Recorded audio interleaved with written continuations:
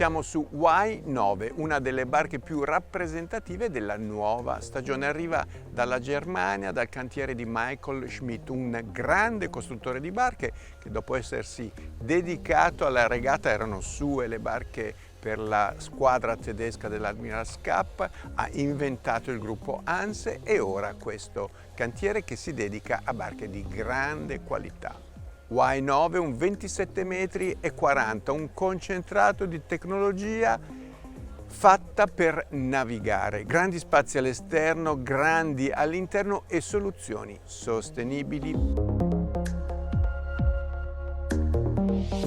Il progetto del Y9 è nato da una collaborazione per quanto riguarda gli interni tra il Dipartimento di Design del cantiere e lo studio Norm Architect, che ha dettato lo stile, ma che di solito, occupandosi di residenze non di nautica, ha ricevuto l'aiuto di Design Unlimited. In questo caso abbiamo un layout dove si cerca di massimizzare i volumi, quindi non tantissime cabine ospiti. Abbiamo solamente 2 cabine ospiti e una cabina armatoriale a prua, con tutta la parte di equipaggio invece riservata a poppa con il loro accesso privato. Sono stati scelti dei colori, come già avevamo provato a sperimentare, molto scuri, che però permettono di apprezzare ancora di più la grossa quantità di luce che entra in questa barca, e quindi in realtà dà vita a questo concetto che lo studio Norm Architect ha descritto bene di soft minimalismo, per cui un senso grande di pace, di tranquillità, dettato da dei colori molto soft e dettato da geometrie ricche di curve, geometrie armoniose che permettono appunto sia da un lato di massimizzare gli spazi e da un altro lato di donare questo effetto di estremo comfort.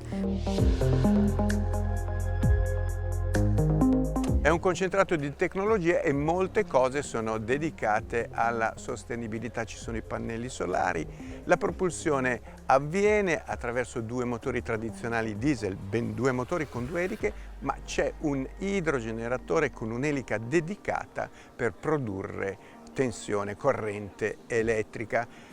Altre barche hanno provato ad avere un motore che può essere sia generatore sia propulsore, ma non sempre funziona bene per via della ottimizzazione dell'elica. Infatti l'elica trascinata è un po' diversa dall'elica che invece spinge l'acqua. È sempre l'albero a dare la dimensione e l'imponenza delle barche a vela. Guardate quanto è grande la dimensione dei pistoni, sembro piccolo qui di fianco. Come su tante barche a vela e a motore, il bimini sta diventando importante. Non stare troppo al sole è un'esigenza, qui sopra però ci sono anche i pannelli solari. Well, this is an interesting progression we've been involved in. Since Michael and I really first met in 2017, we discussed the idea of making boats simple, and the boat that when you looked at on the harbor is the one you wanted to sail. So we've been designing these boats from the beginning for process engineering, where we could assemble a very high quality boat that would sail and be a dream to sail. Whether you want to sail around the Med or across the ocean, if you want to go day sailing, or if you want to go with a long extended family cruise, we thought we could combine all of this into something that was a really pleasurable experience for the owners. Not too complicated, simple to touch, simple to experience, long linear views of the boat, not something that is all interrupted in the space, and something you could feel on board that this is how I feel about life, this is how I feel about myself.